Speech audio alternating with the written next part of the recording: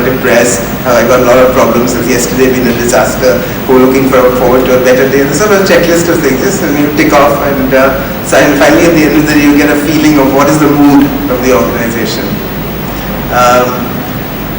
Dissemination and dialogue facilitator. We used to sort of do chat shows quite often. So by rotation, every Friday afternoon there was a chat show, and senior people were encouraged to just get into a chat room for about 3 hours and spend time talking to anyone who by random lots came into the chat room. A time manager. This is something where, a lot of people say as you get up higher up the ladder, you should be spending more time on strategy, long-term thinking, meeting customers, instead of spending time going through your papers and signing things. So everybody now has electronic diaries. Everybody's connected through Outlook calendars. Why can't you analyze how a guy is spending his time? Might be a great help to him. How much time does he really spend on things in the long term? How much time does he really spend with his people? Very simple to do with today's technology. Search engines. Whenever anybody is looking at something difficult, something new to be done in the company, set up a search engine. Give him every morning a bulletin of stuff which he can get, public information which is flashing all over the world. Make it easy for him to see it.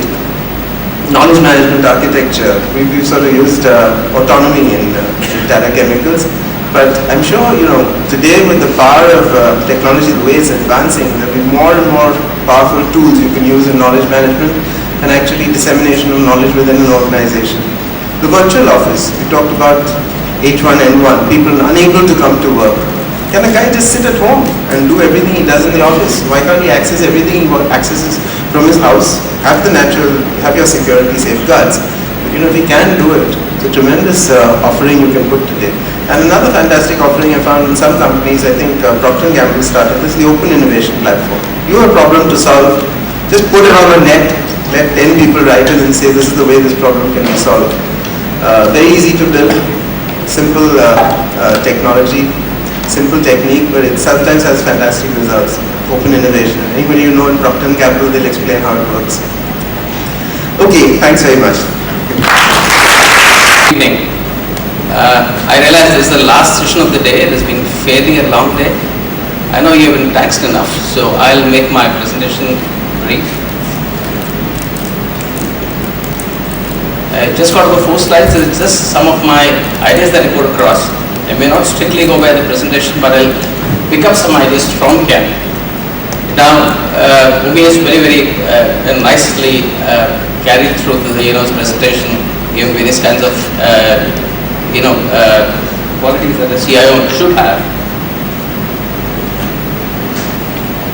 Now, I'll just speak about some of these ideas and go through my experience.